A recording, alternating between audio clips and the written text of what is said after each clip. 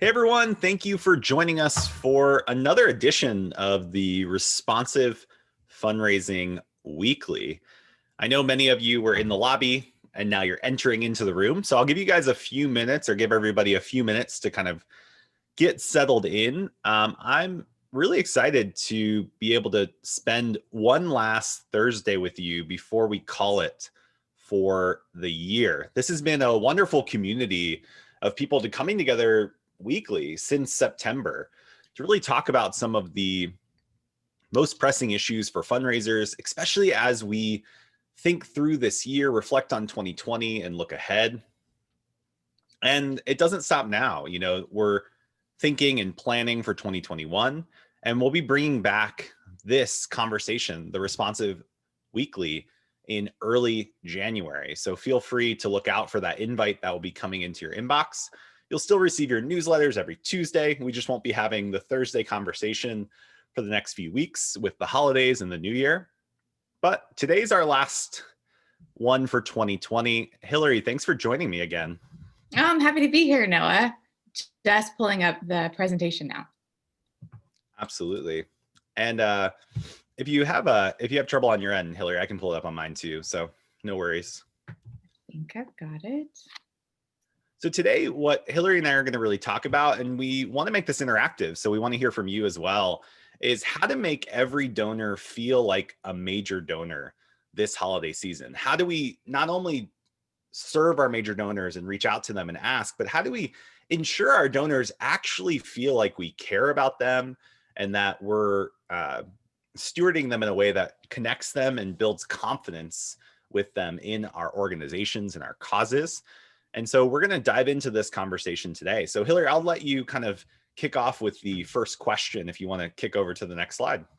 Yeah, I'd love to know where you're rating yourself right now. So just on a scale of 1 to 5, lowest to highest, how would you score yourself, your organization, on making every donor feel like a major donor? So where do you land? Do you feel like you're doing this well? Do you feel like it's just purely aspirational? And Noah, I was trying to get to see the chat, and I struggled a little bit finding it. So maybe you can share how people are responding. So the answers are just starting to roll in, but we're seeing a 2, a 4. Ecan Ops, which I don't have their name, so I apologize for that, said fair. Sean is a 3. Sean, thanks for joining us. Matthew is a 4. Ray Taylor at Franciscan Media. Hey, thanks for being here almost every week, Ray. So I really appreciate you showing up again. He was a 4. Amber, Carly, both are 2s. Catherine says, hey, I'm 3. It's a 3, but I'm new to the nonprofit world, so I'm definitely looking to improve. Heidi kicked in with a 4. That's excellent, Heidi. That's great. Isaac is a 2, but looking to figure out how to do this better. And really think through this. So that's perfect for this conversation. Thanks everyone that participated by dropping in the chat. Many of you who didn't, just even imagine what your number is and kind of what you would hope for as you move forward. And I think what's probably consistent with many people on this call is regardless of your score, you want to do better. I haven't met many fundraisers that are in this business that are like, man, we need to treat our donors poorer. Like we need to downgrade how we treat our donors. It's always this ebb and flow of like, we want to do more. We want to be a part of this. But how do we do that? How do we do that well? Because we do have to steward our resources and our time. And so let's kick it over to the next slide and kind of dig into some of the tips here. Absolutely. One thing that I am curious to hear your take on, Noah, is something that I've been thinking about is there are so many organizations that have been in the past dependent on really special VIP experiences for those major donors. Like I have a former client who they would fly their major donors to New York City, take them to see Hamilton, and take them to an expensive dinner. Well, they're not doing that this year. So that's an interesting point, that whatever they're doing for their major donors, it's possible to do for other donors too. So just to kind of give a little bit of a lay of the land for today, we want to talk about, how can you make every donor feel like a major donor this holiday season? And so many of us had those special experiences for those major donors in the past, but we depend on this sort of spray and pray, hope for the best, general communication for all of our other donors. And we submit that it's possible to make every donor feel like a major donor. So the question is, how do you give every donor that major donor experience? Yeah, and Hillary, I'm glad you brought up that example because I worked at a nonprofit for a long time. We didn't fly them to New York and watch Hamilton, but I want to donate to that nonprofit for sure. But we did have these amazing, intricate, multi-day events where we paid for everything outside of them getting there. So logistics.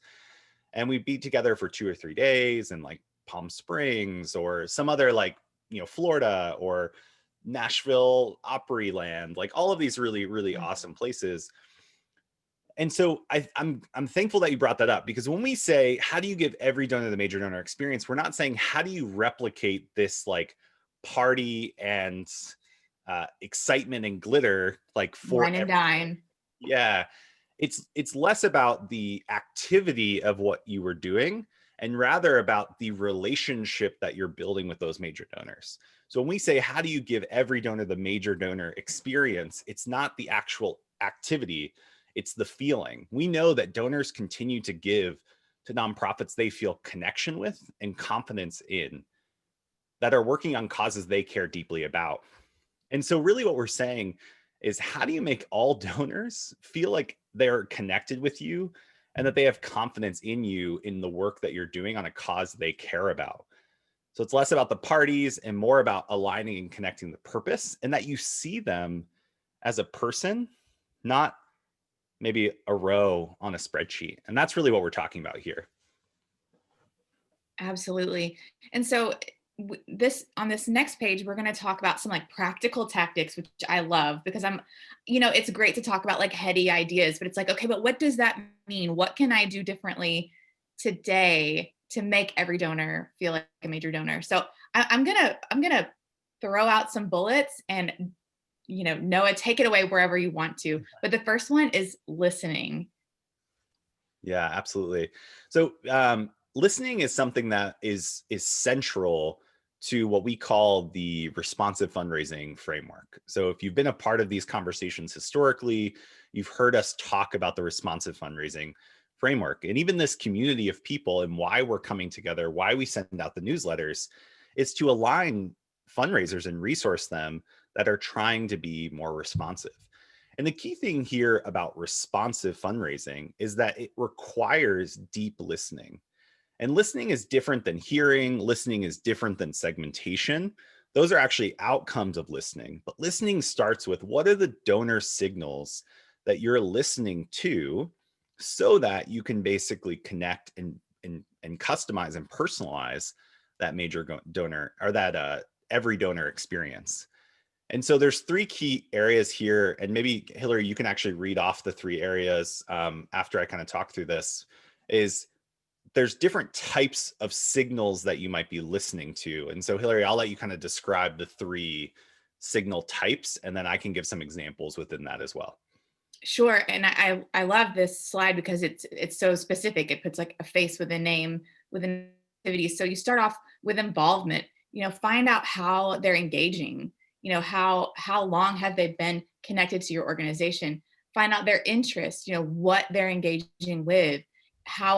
Where are they asking for their dollars to go? How are they spending their time if they're volunteering? And then intent is maybe the most important. Why are they engaging? What really matters to them on a heart level? What really moves them? What's their story? And you can find that out. And I want to talk more about surveys in a little bit, but that's such a fantastic way to listen to our donors.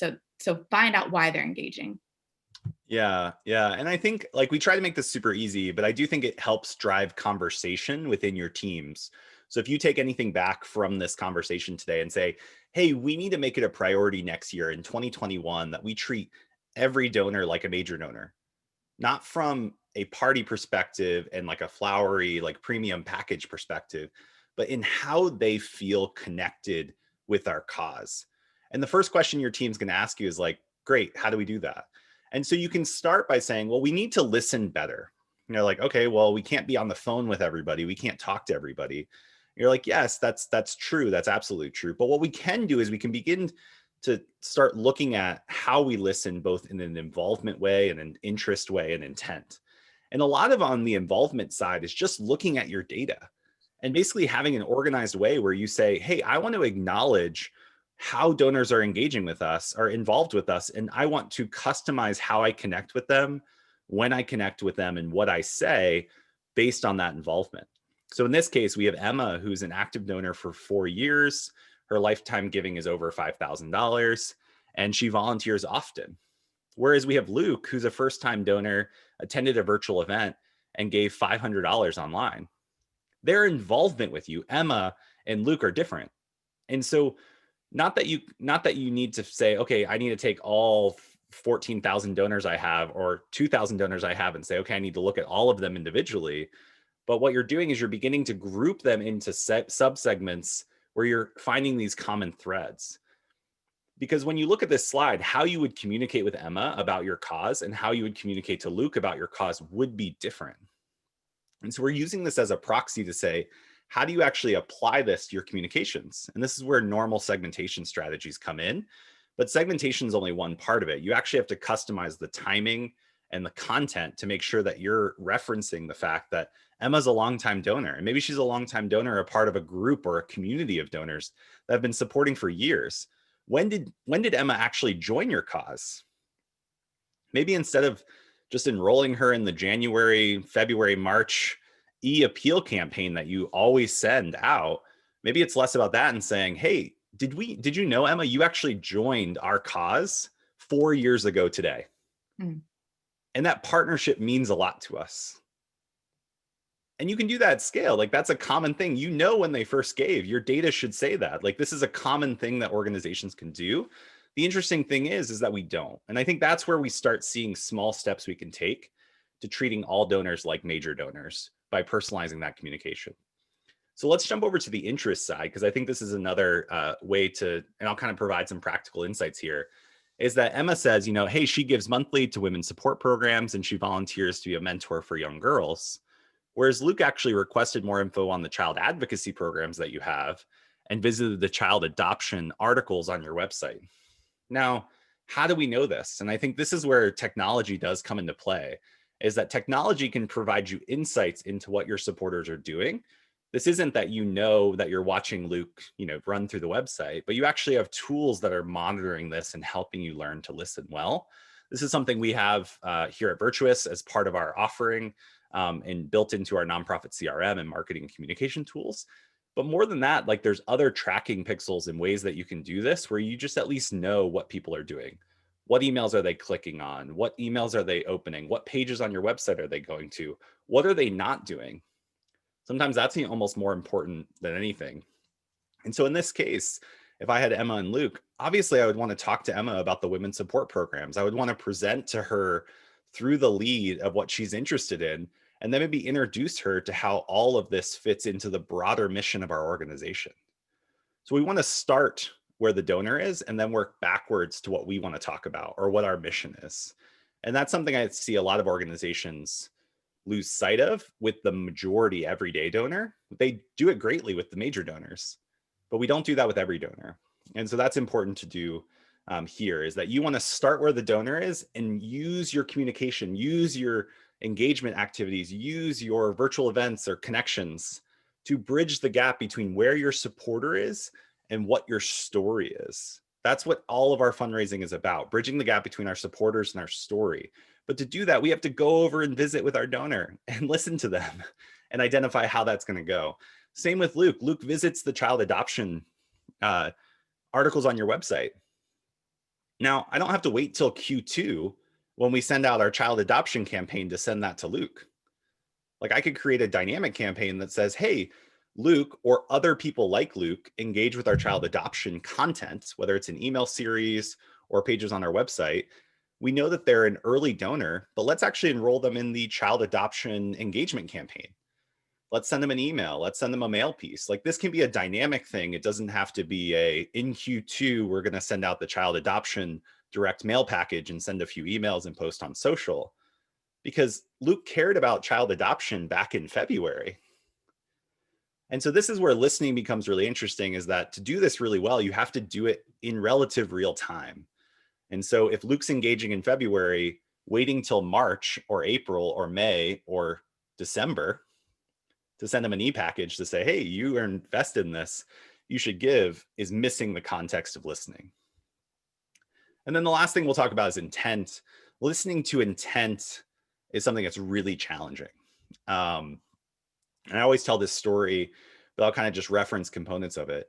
But intent is where you get to the heart of why people give. At Virtuous, we believe and know giving is deeply personal. And why someone gives to your organization for the first time or the fourth time or for 40 years is personal. It's not transactional, it's personal. And unfortunately, how we treat most donors is impersonal. And so when we get to this level of listening around intent, whether we're using surveys or we're using other tools to kind of extract intent by even just asking in flow, when someone donates to you online, when they finish, ask them why they gave, why they cared about it today, and then do something with that, can really unlock a level of personalization and connection that many nonprofits aren't even coming close to. And this is what's different. If you want to stand out in 2021, listen better. Because if you listen better and you embed that in your communication strategy and your fundraising strategy, you'll stand out against 90% of the rest of the organizations. Because people aren't doing this. And this is a differentiator that we saw in 2020 help organizations flourish when many were caught flat-footed. And it's because they understood their donors and they were listening well. And this is the core, the heart of responsive fundraising. Absolutely. I think too about, like, you and I have both been first-time donors to a few different organizations just in the past couple of months. And hasn't it been interesting to see the outreach that they've sent, the different choices that they've made, in that some are emailing, some are doing direct mail, and the way that they're engaging with you as a first-time donor? Absolutely. Yeah. I was engaging with some of the comments just for everybody else that maybe isn't following the comment thread. People are asking if they can have the slides. Absolutely. We'll package these up. We can send these out to everybody afterwards. In addition, I shared a link to a playlist on YouTube. So we record all these weekly conversations. So if you're new to this community, like Brock is, Brock's an executive director for a small faith-based organization in Eastern Europe. You're new to this, you can definitely check out the archive, because there's a lot of great content that we've been talking about for the past few weeks. And you can access that, free as part of this community anytime you want via that YouTube playlist. You can binge all the virtuous weekly conversations that your heart desires. Yeah, I want to be realistic though, and that I don't think like our responsive fundraising playlist stands up against like the Queen's Gambit or any of the latest Netflix shows. When you But run out of all that, after you watch everything on Netflix, then you can look at the responsive fundraising playlist. But Oh, that's great. So let's talk about some more ideas. We talked quite a bit about listening and the different aspects of that.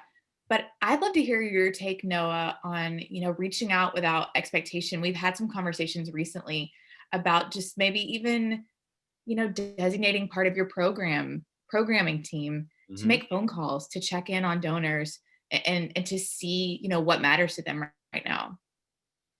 yeah, no, and I think this is just part of any like relationship. And I think we all got a dose of this in 2020 as we were we were physically distanced, but to bridge the gap, we became socially active through digital connections. And so I know I've had to get better at this, because I just relied on the collisions I would have at work and then just the natural conversations I would have when I'm traveling to connect with people. But because we lost sight of that, I've had to be very proactive and say, hey, I'm going to reach out to Hillary and see how Hillary's doing and how she's adapting to everything that's going on. How is it going with your child? I have 3 kids. Like, let's have this conversation.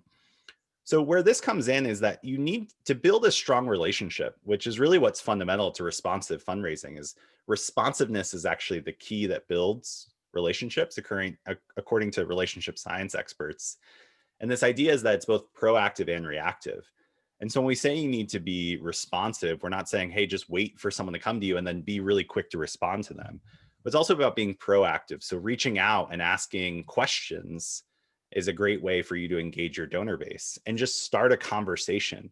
Sometimes we measure things in conversions. I think in 2021, we need to start focusing on generating conversations, because conversations are what is going to help us build connection and confidence, which ultimately leads to what we might traditionally call a conversion. But you can use activities to just start conversations, and to begin to learn and to see which donors do respond. Like when you ask a question to your, let's say your supporter base that hasn't given to you this year, the people that respond are the ones you should spend time with. They're signaling to you that they want to have a conversation, they care about your cause. If people aren't responding, I don't know if continuing to blast them in a spray and pray mindset is really going to do anything about it. And so by asking questions, reaching out without expectation, it can really start to begin to focus in on who should I prioritize, who should I engage with, who wants to be a part of this community that we're doing. Yeah, and it could be people on your team hopping on the phone. It could be engaging with people on like a Facebook Live or Instagram Live, or a conversation like this. Like there's so many different ways to use technology to put, a face with a name. So often we just email and it's coming from, the whole organization, or it's coming from a name. But until you actually put a face with a name or engage with someone on a personal level in some way, even if it's a social media comment, like I don't know about you, but if I comment on like a big organization's, Facebook video, Meals on Wheels has this meaningful video and I'm kind of crying at the end, and I love it. Like the fact that they like it and comment back, like I feel more a part of the moment, of the organization, of the cause, of the mission. Yeah. I want to address this question that came through chat. Katharina says, what would you ask donors who have not donated this year, but donated in the past? Hillary, any suggestions? Good question. I think it's important to find out what's going on with them, and you can also do your research, outside of a conversation that can help with this. But maybe they lost their job this year. Maybe they've been hospitalized this year. Maybe they've been going through something. So reach out and see how they're doing. Yeah. I think that is brilliant. And I think too, like reaching out with the intention that they're still a partner. So there was a group called the Veritas Group who does major gift consulting and major donor development consulting. And they were talking about, I think it was back in April, where they said organizations that still treat all donors as partners, whether they gave this year or not, are going to be the ones that flourish going forward. So And true. so we might see them as they are an inactive donor, but they might not see themselves as that. They might see themselves as a passionate supporter of the cause that you're working on and committed to helping you and your organization. And there's one of two things that might have happened. They're unable to contribute in the way they have historically for a variety of circumstances, or they didn't know you wanted them to participate. They needed a reminder. We bring this quote up almost every week, but it's like people aren't ungenerous. They're just unimaginative and very busy. And so maybe by reaching out and saying, hey, you've partnered with us in the past, and we are reaching out to our supporters to showcase what we've been able to accomplish together, and inviting people to partner with us this year again, and then into the new year. In addition, you can even just reach out and say, hey, you've been a partner with us in the past and we haven't been able to connect with you this year. This is likely due to one of three reasons. Like, this has been a tough year, like things have changed, like jobs, etc. How are you doing? And so what you're doing is you're actually giving them like a way to engage. You're actually normalizing maybe a circumstance that they've experienced. You're not assuming what's wrong. You're not assuming they don't care about you, but you're acknowledging the humanity of this moment while also still expressing that you believe in them as a partner and you want to make sure that they're connected still with the cause. So I think asking people how they're doing and expecting a reply, this is what's brilliant, is like we send emails and we're like, we measure it in like how many donations happened, which is great. And that should be how we measure some emails. Like, what if you just measured emails based on how many people replied to you? Like if I send an email to 1,000 people and I personalized it and really had a compelling reason why I was reaching out, like maybe success is that 100 people replied back to me.